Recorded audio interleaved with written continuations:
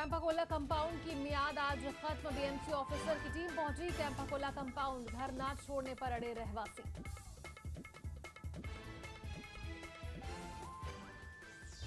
मुख्यमंत्री पृथ्वीराज चव्हाण का अपने आलोचकों पर पलटवार। कहा, मेरे काम से सत्ता के दलाल संतुष्ट नहीं।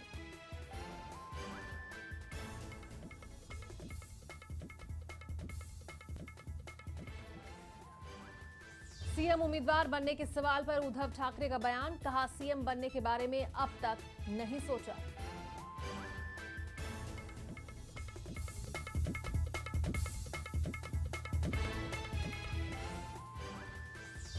और गुजरात की सीएम आनंदीबेन का विवादास्पद बयान। पटेल ने लड़कों को कहा रिजेक्टेड माल।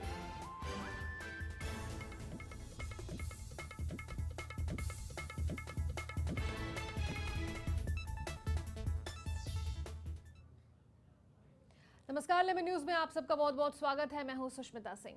मुंबई में कैंपाकोला कंपाउंड के निवासियों से घर खाली कराने के लिए बीएमसी को कड़ी मशक्कत करनी पड़ रही है। लोग उन्हें रोकने के लिए मानव श्रृंखला बना रहे हैं तो नारेबाजी कर रहे हैं। हर तरफ से निराश यहां के लोग अब हवन और पूजा पाठ कर रहे हैं।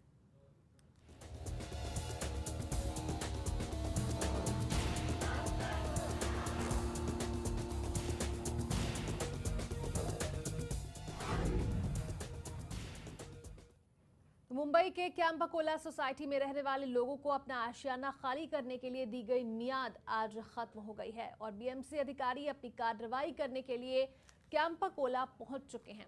रहवासियों को समर्थन देने आए आरपीआई कार्यकर्ताओं को पुलिस ने हिरासत में ले लिया है। रहवासी घर न छोड़ने की जिद पर अडिग हैं। बीएमसी उनके खिलाफ आज कार्रवाई करेगी।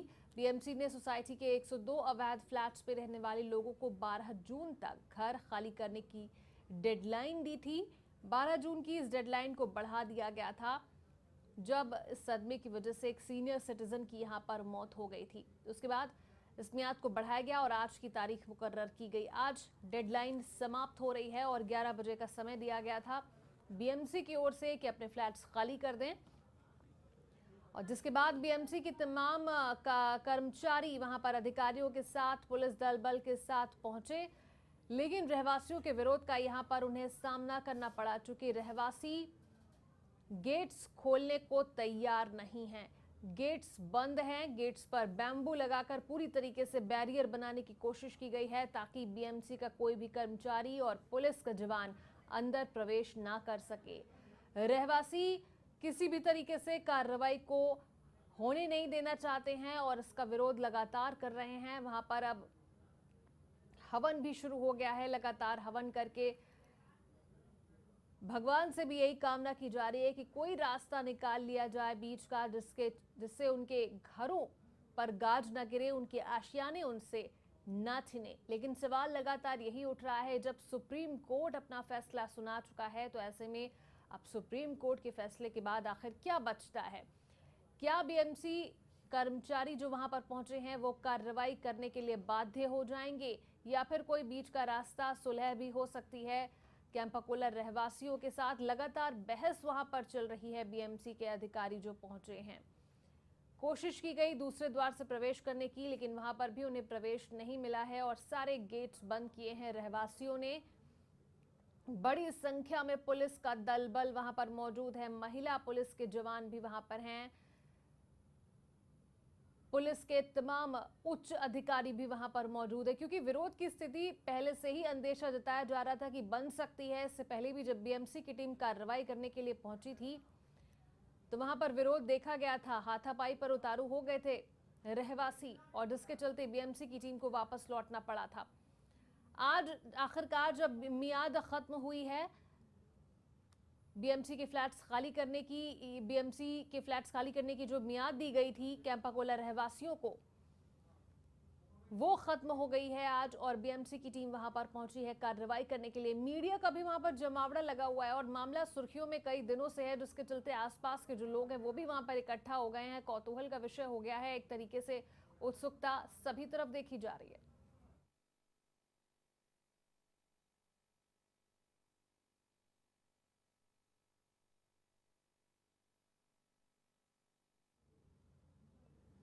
पुलिस के तमाम उच्च अधिकारी वहां पर मौजूद हैं। एडिशनल सीपी मधुकर पांडे ने क्या कुछ कहा है, आइए देखते हैं।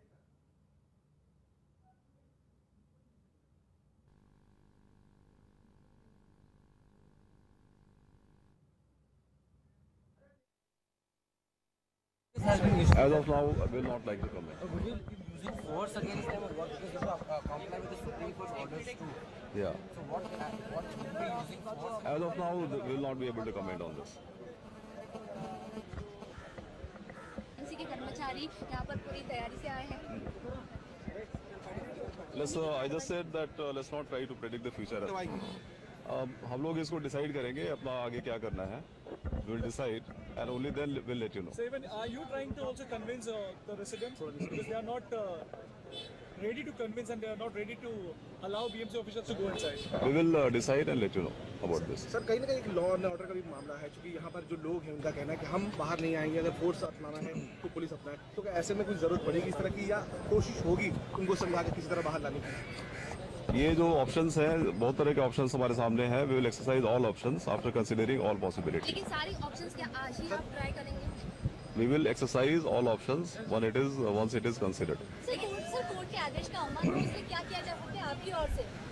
हम लोग करेंगे, मैंने बताया कि ऑप्शंस हम एक्सरसाइज करेंगे, कंसीडर करेंगे and then we will exercise those options. उसके बाद that I can not tell you right now.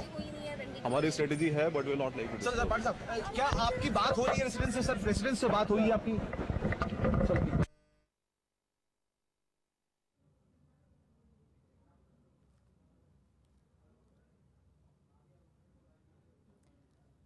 तो मधुकर पांडे को आप सुन रहे थे। तमाम पुलिस के उच्चाधिकारी वहां पर पहुंचे, हालांकि कुछ भी साफ कहने से इनकार ही कर रहे थे।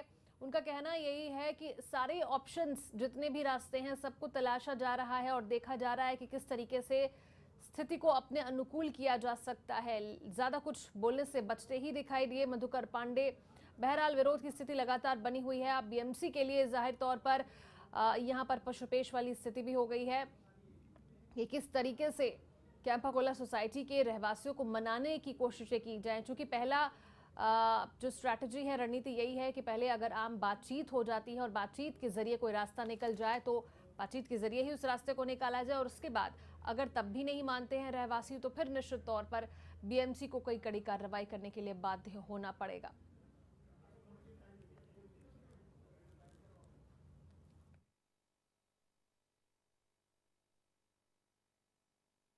और खबर इस वक्त मिल रही है कि कैंपाकोला सोसाइटी से बीएमसी के अधिकारी वापस लौट गए हैं। चूंकि जो लगातार गेट्स बंद हैं, वहां पर सोसाइटी के रहवासियों का विरोध जारी है। गेट्स नहीं खोले हैं, किसी तरह की आपस में बातचीत पर सहमति नहीं बन पाई है और कैंपाकोला सोसाइटी से बीएमसी के अधिकारियों को वापस बैरंग लौटना पड़ा है। जी हां, हालांकि तमाम पुलिस के अधिकारी वहां पर, जवान वहां पर, भारी पुलिस बल तैनात किया गया था और कोई कड़ी कार्रवाई भी की जा सकती थी, लेकिन बीएमसी के कर्मचारी वापस लौटे। सीधे रुख करेंगे, प्रदीप शर्मा हमारे साथ पूरी स्थिति पर नजर बनाए हुए हैं, वहीं मौजूद हैं कैंपाकोला सोसाइटी में, उनसे जानने की कोशिश करेंगे। प्रदीप, खबर मिल रही है कि बीएमसी के कर्मचारी वापस लौट चुके हैं, क्या जानकारी है? जी बिल्कुल, देखिए सुष्मिता, बताना चाहेंगे कि कैंपाकोला निवासी जो थे उन्होंने गेट नहीं खोला कंपाउंड का, जिसके कारण बीएमसी के कर्मचारी घंटों वेट किए, घंटों चर्चाएं चली, लेकिन उसके बावजूद भी जो कैंपाकोला निवासी थे वो गेट नहीं खोले और बीएमसी कर्मचारी वापस लौट गए हैं। अब देखने वाली बात यह होगी कि क्या बीएमसी कर्मचारी फिर किस तरह से कार्रवाई करने की बात करते हैं, क्योंकि अब तक जो है घंटों खड़े थे, 11:30 बजे से अब तक वो लोग खड़े थे यहाँ पर कि बीएमसी कर्मचारी खड़े थे कि कैंपाकोला निवासी किसी तरीके से गेट खोलेंगे और अंदर जाकर वो कनेक्शन कट करेंगे और कार्रवाई शुरू करेंगे। लेकिन कैंपाकोला निवासियों की जो अड़िग इच्छा पर वो टिके रहे। उनका कहना है कि हम गेट कुछ भी कतई नहीं खोलेंगे, चाहे कुछ भी हो जाए, और अगर बीएमसी या पुलिस अंदर जोर जबरदस्ती करती है, हमें निकालने की कोशिश करती है या हम पे डंडे बरसाती है, तो हम उसके लिए तैयार हैं, हमें धक्के मारे निकाले, लेकिन हम गेट नहीं खोलेंगे। हमारे साथ कुछ भी करे लेकिन हम गेट नहीं खोलेंगे। जिसके बावजूद बीएमसी कर्मचारी लगभग 1 से 1.5 घंटे तक खड़े रहे। पुलिस के जवान, उनके साथ पुलिस बल भी मौजूद रहा, लेकिन जो कैंपाकोला निवासी थे उन्होंने गेट नहीं खोला और अंततः बीएमसी के कर्मचारियों को वापस जाना पड़ा। अभी अगर बात की जाए, अभी भी माहौल जो है काफी विरोध प्रदर्शन चला, मनसे के कार्यकर्ताओं ने जो है विरोध प्रदर्शन किया, आरपीआई के कार्यकर्ताओं ने यहाँ पर विरोध प्रदर्शन जताया और जिनको पुलिस ने गिरफ्तार कर लिया। लेकिन ऐसे में अगर बात की जाए कैंपाकोला कंपाउंड की, तो कैंपाकोला कंपाउंड के जो निवासी हैं वो अपने आप पर अड़ी गए। उनका कहना हम गेट नहीं खोलेंगे चाहे कुछ भी हो जाए, और ऐसा यही कारण था कि बीएमसी कर्मचारी वापस चले गए। उन्होंने गेट नहीं खोला। हालांकि अभी भी वो पूजा अर्चना जारी रखे हैं सुष्मिता। उनको अभी भी इस चीज का, कैंपाकोला निवासी जो है उनको इस चीज का अभी भी विश्वास है कि हो सकता है कोई चमत्कार हो जाए, हो सकता है कोई हमारा घर बचा दे। ऐसे में अगर बात की जाए कैंपाकोला निवासियों की, तो वो अपने आप में अड़ी गए और कहीं ना कहीं बीएमसी के जो कर्मचारी थे वो गेट न खुलने की वजह से वापस चले गए।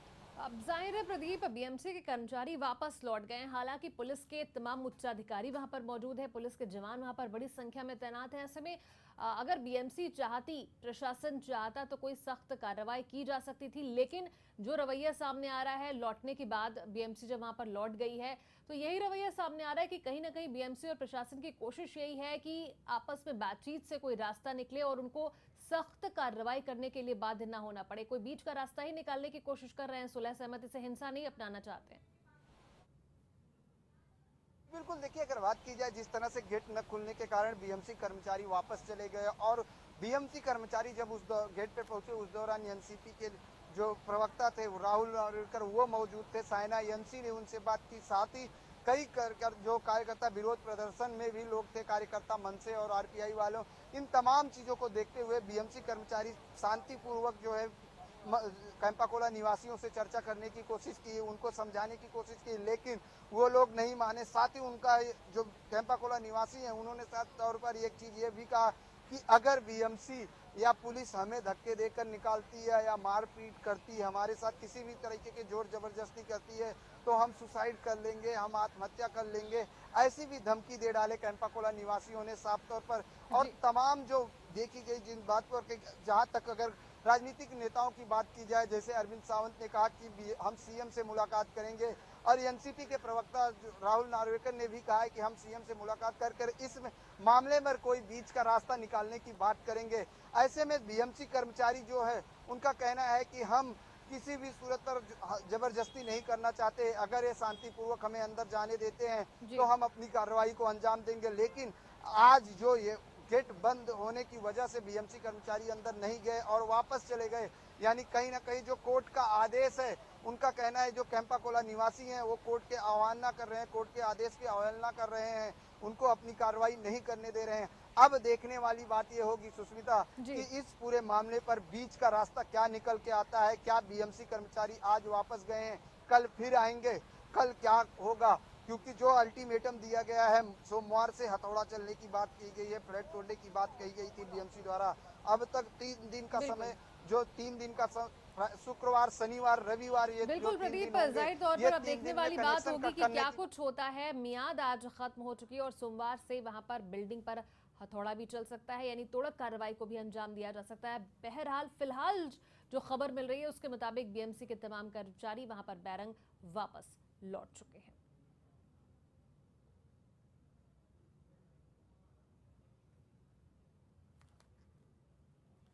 यहाँ रुकेंगे एक छोटे से ब्रेक के लिए, ब्रेक के बाद कुछ और खबरें।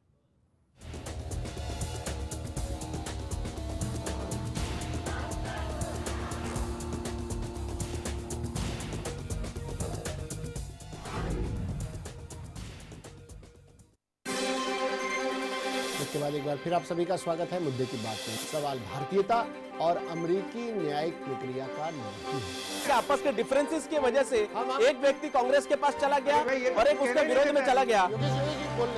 सलमान जी, ये तो हमें बोलने नहीं दे रहे। आतंक राजनीति में डूबे कुछ नेताओं ने इसमें भी अपनी रोटी सेकने का सामान इकट्ठा कर लिया है।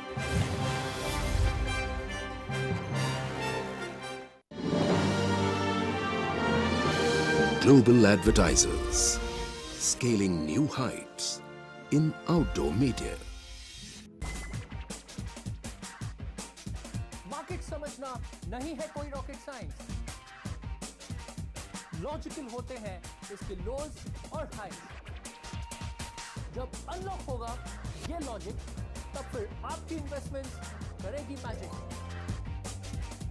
बाजार पर होगी बारीक नजर, हर इन्वेस्टर बनेगा सिकंदर जब देखेगा हमारे साथ लेमन्स स्मार्ट इन्वेस्टर।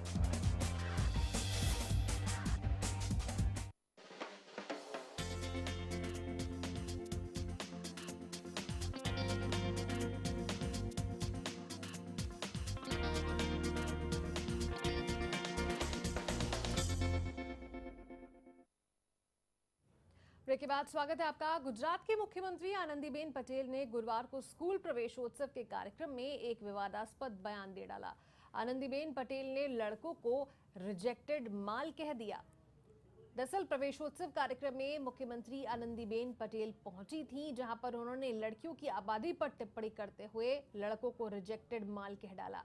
मुख्यमंत्रियों ने लड़कियों की कम होती आबादी पर टिप्पणी की और कहा कि आने वाले 5-7 साल के बाद लड़कियों की कम आबादी उनके ही फायदे में होगी। लड़कियां अनपढ़ गंवार लड़कों को नापसंद कर सकेंगी, जैसे कि रिजेक्टेड माल हो। लड़कों को रिजेक्टेड माल कहा। गुजरात की मुख्यमंत्री आनंदीबेन पटेल ने लड़कियों की आबादी कम होने का जिक्र करते हुए उनकी जुबान यहां पर फिसल गई और उन्होंने ये कह डाला कि लड़का कम पढ़ा लिखा है तो लड़कियों को नहीं चलेगा और लड़कियों के पास ऑप्शंस होंगे, वो आसानी से रिजेक्ट कर सकेंगी। मनोज शर्मा इस वक्त हमारे साथ जुड़ गए हैं ज्यादा जानकारी के साथ। मनोज, आए दिन हम नेताओं की बदजुबानी के किस्से सुनते हैं, देखते हैं, मामले सामने आते हैं, किस तरीके से जबान फिसलती है। गुजरात की मुख्यमंत्री, हालिया मुख्यमंत्री जो बनी है, अभी पद धारण किया है कुछ दिन पहले ही, उन्होंने उनकी भी जबान फिसल गई और लड़कों को रिजेक्टेड माल तक कह डाला उन्होंने। कल आनंदीबेन पटेल सूरत के अंदर एक कार्यक्रम के दौरान जो उन्होंने ये विवादास्पद बयान दिया है, उसको लेकर सभी हैरत में हैं और उन्होंने लड़कियों की तारीफ करने के दौरान कुछ ऐसा बोल दिया कि हो सकता है अब उन्हें वापस इससे शर्मिंदगी व्यक्त करनी पड़े। जी, तो क्या करना चाह रही थी आनंदी पटेल इस कार्यक्रम के दौरान, किस तरीके से उनकी जुबान फिसल गई? पूरे राज्य भर में जो नए बच्चे जो स्कूल जा रहे थे उसका प्रवेश महोत्सव कार्यक्रम था। उसी दौरान आनंदीबेन पटेल ने, जो खुद एक महिला है और बालिकाओं की और महिला वर्ग की तारीफ की थी, उस दौरान उनका कहना था कि आजकल की जो लड़कियां हैं वो काफी टैलेंटेड है और पढ़ाई से लेकर हर क्षेत्र में आगे हैं और आने वाले समय में लड़कियों की दर जो कम हो रही है उसके कारण से जो कम पढ़े लिखे लड़के हैं, जो आलतू फालतू लड़के हैं, यहाँ तक वो बोल चुकी थी। उन लोगों को, उन लड़कों को, उन रिजेक्टेड माल जो है उनको लड़कियां पसंद नहीं करेगी। यानी कि वो लड़कों को, आप उच्च पद पर हासिल होने के बाद आप अगर ऐसी भाषा का उपयोग करते हैं तो कहीं ना कहीं आपके ऊपर क्या कोई सफाई आई है? क्या कोई सफाई अब तक आनंदीबेन पटेल की आई है या फिर राजनीतिक हलकों में से लेकर कोई चर्चा, कोई बयानबाजी शुरू हुई है अब तक? जी देखिए, अभी तक हालांकि इतना मामले ने नहीं पकड़ा है, पर हाँ जो नेता है, दबी जुबान बीजेपी के नेता भी मान रहे हैं, सामने वो आकर बोल नहीं पा रहे हैं, बाकी मान रहे हैं कि कल आनंदी से बहुत भारी चूक हुई है। चलिए, बहुत शुक्रिया मनोज इस पूरी जानकारी के लिए। तो कल गुजरात के एक स्कूल में एक कार्यक्रम के दौरान मुख्यमंत्री आनंदीबेन पटेल की जुबान फिसल गई और लड़कियों की कम आबादी पर टिप्पणी करते हुए उन्होंने लड़कों को रिजेक्टेड माल कह डाला, जिसे लेकर अब विवाद शुरू हो गया है।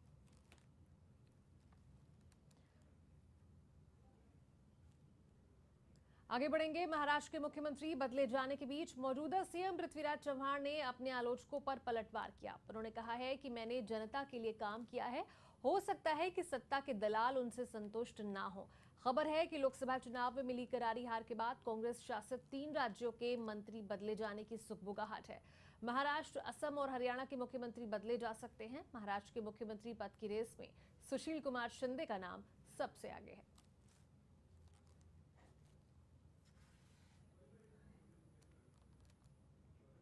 शिवसेना प्रवक्ता संजय राउत की पार्टी अध्यक्ष उद्धव ठाकरे को मुख्यमंत्री पद का उम्मीदवार घोषित किए जाने की मांग पर उद्धव ठाकरे ने कहा है कि राउत शिव सैनिक है और मैं शिव सैनिकों की भावनाओं का सम्मान करता हूं, लेकिन उस मुद्दे पर अभी विचार नहीं किया है। साथ ही उद्धव ने कहा कि उन्होंने इस बात पर भी अभी नहीं सोचा है कि अगले 4 महीनों में होने वाले विधानसभा चुनावों को लड़ना है या नहीं।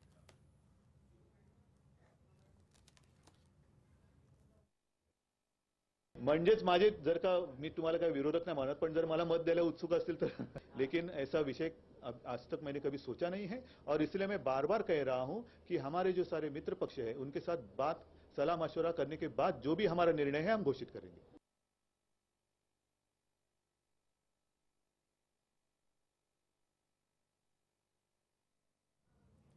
अगले महीने 9 जुलाई बुधवार को आषाढ़ी एकादशी का व्रत है। आषाढ़ी एकादशी महाराष्ट्र के वारकरी संप्रदाय का सबसे बड़ा त्योहार होता है। इसके लिए महाराष्ट्र के कोने कोने से पंढरपुर के लिए पालकियां निकाल जा चुकी हैं। इस पैदल पालकी वारी की विशेषता ये है कि इसमें शामिल सभी विट्ठल भक्त दूर दूर से 15-20 दिन का सफर पैदल तय कर यहाँ तक पहुँचते हैं।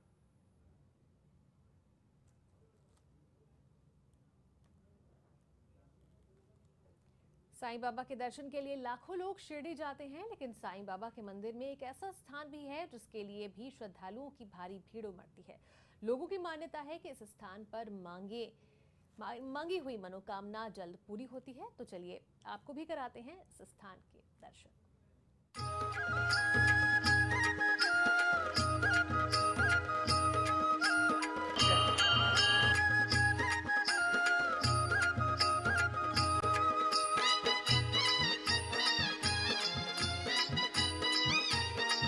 शिरडी में साईं बाबा के समाधि का दर्शन करने आए भक्त साई के गुरु स्थान का दर्शन जरूर करते हैं। चला शिरडीला जाऊया, साई बाबा ना पाहूया। चला शिरडीला, चला शिरडीला, चला शिरडीला जाऊया, साई बाबा ना पाहूया। साई सच्चरित्र के मुताबिक साई पहली बार बाल्यावस्था में यहाँ प्रकट हुए थे और करीब 150 साल पहले इसी नीम के पेड़ के नीचे शिरडी वासियों ने बाल साई को ध्यान मुद्रा में बैठे देखा। लेकिन ये बालक ना तो किसी से बात करता था, ना किसी से कुछ कहता था। अचानक एक दिन साई शिरडी से चले गए। फिर कुछ सालों बाद एक बारात के जरिए साई ने दोबारा शिरडी में कदम रखा और वो यही के होके रह गए। कहा जाता है कि एक दिन साई बाबा ने इसी नीम के पेड़ के नीचे गांव वालों को खुदाई करने को कहा। थोड़ी ही देर में गांव वालों को खुदाई के दौरान एक रुद्राक्ष माला के साथ जलते हुए 4 दिए मिले। तभी साई ने लोगों को बताया कि ये उनके गुरु का स्थान है और तब से इस स्थान को गुरु स्थान का नाम दिया गया। गुरु स्थान का महत्व है। बाबा जब शिरडी में पहली बार आए तो इस नींब वृक्ष के नीचे ही रुके थे। जब वो बाल्यावस्था में शिरडी में आए थे तब ये नींब वृक्ष के नीचे गांव वालों को दिखाई दिए और बाबा तब बोलते नहीं थे।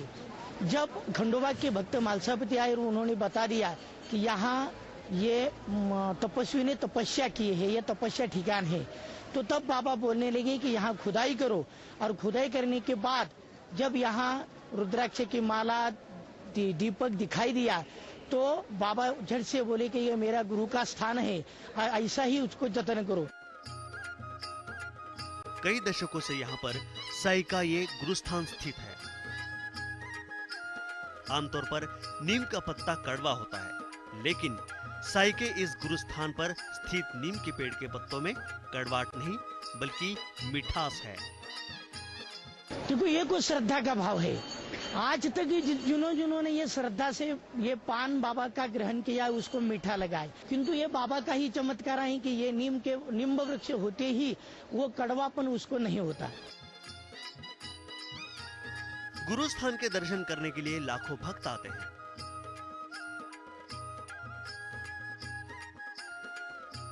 भक्त इस नीम के पेड़ की परिक्रमा करते हैं और इस पेड़ के पत्ते को बाबा का मीठा प्रसाद समझकर खाते हैं। यहाँ जब परिक्रमा करते हैं तो जैसे बाबा साथ साथ चलते हैं और जो आदमी जो कुछ मांगे, जैसे दुखी हो आदमी कुछ सब कुछ वो बताते हैं कि आगे क्या होना है, कैसे होना है। ऐसे मेरे साथ बहुत अनुभव हुआ। इसलिए तो शिरडी के साईं बाबा मंदिर में प्रमुख उत्सव गुरु पूर्णिमा को बड़े धूमधाम से मनाया जाता है। तो अगर आप अगली बार शिरडी के साईं बाबा के दर्शन करने के लिए जाएं, तो गुरु स्थान के दर्शन जरूर करें। ये फकीर जिसका हो लिया उसका साथ जन्म जन्म तक नहीं छोड़। जब जब याद करोगे तब तब सामने पाओगे। आगे बढ़ेंगे। में भारत और बांग्लादेश के बीच कल खेला गया तीसरा और आखिरी वनडे क्रिकेट मैच बारिश के कारण रद्द कर दिया गया। भारत ने टॉस जीतकर पहले बल्लेबाजी का फैसला लिया था। 9 विकेट पर 119 रन बनाने के बाद बारिश शुरू हो जाने से खेल को रोकना पड़ा और मोहित शर्मा भारत ने पहले ही 2 मैच जीतकर इस श्रृंखला को अपने नाम कर लिया था। के बावजूद भी आज तक वो ये डिसाइड नहीं कर पाए कि राहत दी जाए या नहीं।